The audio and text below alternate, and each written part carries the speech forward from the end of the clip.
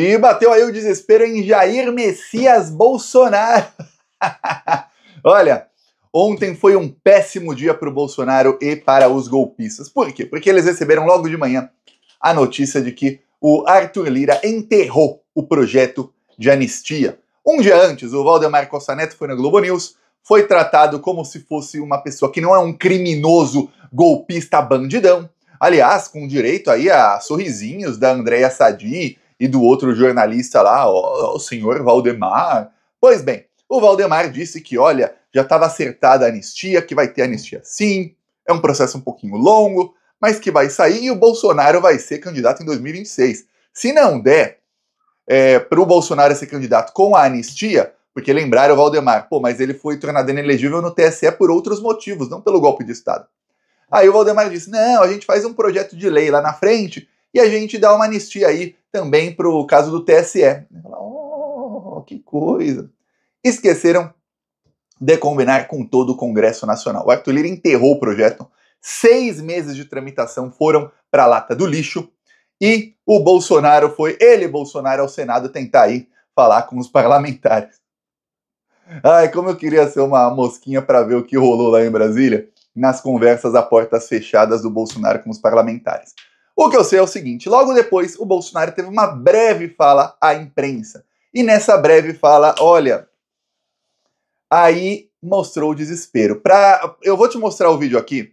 Para o Bolsonaro falar o que ele falou, é porque ele sabe que vai ser preso. Senão ele não ia partir para essa humilhação.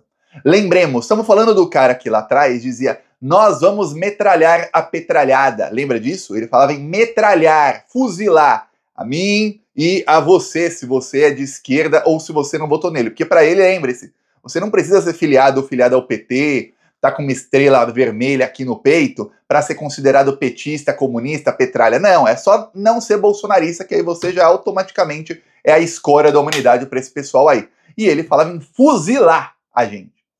Pois bem, mudou, hein? Mas mudou muito. Aquilo lá de Bolsonaro frouxonaram, os marsalistas, as marsaletes aí, já estão aí nas redes sociais fazendo chacota do Bolsonaro. Por quê? Vou te mostrar aqui o que o Bolsonaro falou para a imprensa. Vamos lá. Ontem, hein? Implorando ao Lula, hein? Esse é o melhor, implorando ao Lula. Nós não queremos paternidade, eu quero que alguém... Travou aqui. Agora. Nós não queremos paternidade, eu quero que alguém do PT seja o pai da anistia. Eu gostaria que o Lula tomasse a iniciativa de anistiar. Eu entendo, com todos os defeitos que ele tem, será que ele não tem coração também, não sabe quem está preso? Porque pessoas humildes. Lula! Por favor, Lula! Seja o pai da anistia, Lula. Dá anistia pros golpistas, Lula. Tem que ser você o pai da anistia, Lula. Você não tem coração. O plano do Bolsonaro era se ele ganhasse a eleição, e lembre-se, para ganhar a eleição, ele e o Arthur Lira torraram 400 bilhões em dinheiro público comprando votos, e ele ainda usou a Polícia Rodoviária Federal para impedir os petistas de votarem no Nordeste. Lembre-se disso. Fora todos os crimes eleitorais que ele cometeu. Se ele ganhasse a eleição, o plano descoberto já pela Polícia Federal era prender o Lula, arranjar um delegado qualquer de primeira instância, um juiz de primeira instância, um delegado da Polícia Federal, para prender o Lula uma semana depois. E depois ele ia sequestrar e matar o Alexandre de Moraes. Esse era o plano dele. Perdendo a eleição, ele deu aí cabo a outro plano, que também envolvia prender e talvez matar o Lula, e prender e matar o Alexandre de Moraes. Mas agora, pô, Lula, você não tem coração? Você tem que ser o pai da anistia, pô, salva aí. É gente humilde que tá presa. Essa gente humilde invadiu o Congresso Nacional, invadiu o Supremo Tribunal Federal e o Palácio do Planalto. Eles tentaram atear fogo nesses 3 prédios. Não conseguiram, porque eles não estavam muito coordenados. E aí, enquanto alguns tentavam atear fogo, outros, vendo ali que tinha bomba de gás, estavam jogando água, porque a água faz com que o gás baixe, e aí as bombas de efeito moral não tem tanto efeito. E aí, não pegava fogo. Além do que, são prédios, eu falei aqui outro dia, no caso aí do atentado, a polícia está investigando, né, um possível atentado aí incêndio que teve no STF na semana passada, menos de 2 horas depois do STF negar habeas corpus para o Bolsonaro e do STF negar vários pedidos para o Bolsonaro com a sinalização do Alexandre de Moraes de que vai prender o Bolsonaro em breve. Menos de 2 horas depois passou a pegar fogo. Eu falei, olha, os prédios foram projetados aí pelo Niemeyer de maneira que dificilmente esses prédios pegam fogo. É muito, muito difícil. Então, eles não conseguiram, mas tentaram atear fogo, destruíram obras de arte, destruíram obras aí que tem mais de 1000 anos de idade. Olha, teve um vaso que a China deu de presente para o Brasil que tem 2000 anos de idade. O negócio sobreviveu 2000 anos lá na China, e aí sei lá quantos, mais uns 15 anos no Brasil, aí chegaram esses vagabundos e destruíram. Destruíram, olha, tudo, uma coisa triste. Tentaram dar golpe de Estado, e aí? Agora o Lula tem que ter coração. Lembre-se, para ele chegar nesse nível, é o tamanho do desespero. Esse desespero de hoje está no nível do desespero que ele estava quando ele estava chorando lá em Mambucaba, segundo o Malafaia. Por quê? Porque o Bolsonaro já tinha falado isso numa outra entrevista. Vou te mostrar aqui. Com vocês, Bolsonaro de novo. O fechamento, isso vai ser um apaziguamento, uma anistia, e isso tem que vir mais do lado de lá. Eu sei que o parlamento é o ente que decide essa questão, mas partindo do executivo seria muito bem-vindo. Eu acho difícil. E eu falei uma coisa ali que eu acho que toca, né? Muita gente. Temos hoje órfãos de pais vivos, condenados a 15, 16, 17 anos de cadeia. São pobres, coitados, na verdade, linguajar esse mesmo. E pegam essa anistia foi conseguida na praça. O Brasil experimentou décadas. Tem que partir do executivo, tá? Temos órfãos de pais vivos. Engraçado, ninguém fala dos órfãos do Marcelo Arruda, que foi assassinado por um bolsonarista lá, Jorge Guaranha. Jamais esqueço o nome e o rosto desse cara. Esse cara tem que ser achincalhado o resto da vida dele. Onde quer que ele saia na rua, ele tem que ser achincalhado. Aquele assassino terrorista, esse é terrorismo que ele fez, bolsonarista, que entrou lá na casa da festa de aniversário e fez isso. Ninguém fala dos filhos dele, né? Inclusive filho pequeno, assim, que ele tinha. Ninguém fala, né? Ai, nossa, órfãos de pais, de criminosos, de bandidos que tentaram dar golpe de Estado. Então tá aí, ó. Esse é o tamanho do desespero depois da decisão do Arthur Lira. O Bolsonaro usou a sua jornalixo de estimação do jornal O Globo para falar que, olha, eu recebi com tranquilidade a notícia. Inclusive, saiu lá no Globo que o Bolsonaro deu aval pro Arthur Lira para fazer isso. Alguém acredita? Pô, acreditar no Globo tem que já colocar o narizinho de palhaço, né? A estratégia da Globo é bem parecida com a estratégia aí do Gabinete do Ódio. Eles falam 10 verdades e no meio colocam 2, 3 mentiras. No caso, a Globo, dependendo de qual for o tema, eles falam uma verdade e 9 mentiras. Se for aí tema de juros, economia, é só mentira. Por exemplo, parte da esquerda acreditou no Globo, na verdade é má intenção mesmo, tá? Mas uma fake news do Globo contra o Lula, dizendo que o Lula ia acabar com o FGTS e com a multa do trabalhador que for demitido, e aí parte da esquerda ficou aí 10 dias batendo no Lula com fake news da Globo. Quem acredita na Globo, de novo, narizinho de palhaço, ou escreve aqui, tatua aqui, otari, ou otaria. É isso. Aí, o que acontece? O Bolsonaro falou isso lá, saiu na matéria do Globo, né? E aí, a Folha também tá nessa aí, viu? E a Folha também tá tentando fazer o Lula perder popularidade à esquerda. É uma matéria da Folha criminosa.